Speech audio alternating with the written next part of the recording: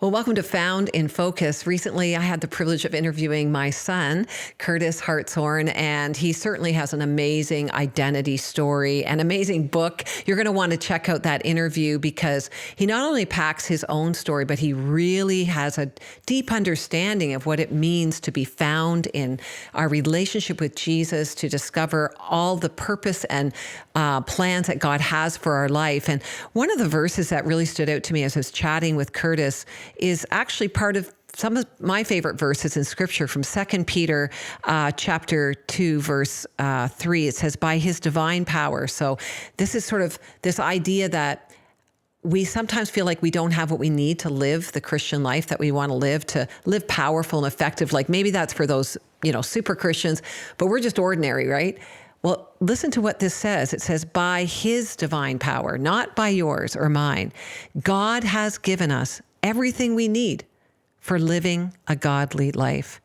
I mean, he's given us everything we need to live the life that God has planned and prepared for us to be his image bearers, his representatives, his ambassadors, his mouthpiece, his hands and feet in this world.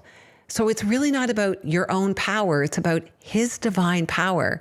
It's about what Jesus did, and it's available to you. It goes on to say, we've received all of this by coming to know him, Jesus, the one who called us to himself by means of his marvelous glory and excellence.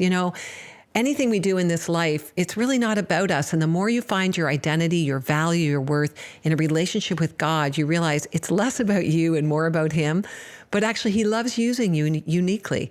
He's uniquely designed you. He has a plan and purpose for you. And that's why I wrote the book Found. That's why I'm continuing on with this Found podcast. I want you to hear stories and examples and real life accounts of people who have not only discovered their true identity, but are living it out. So there's Found in Focus. You've been given everything you need to live the life that God's designed for you. Take that to heart today and go live it out in your life. Thanks for joining me here.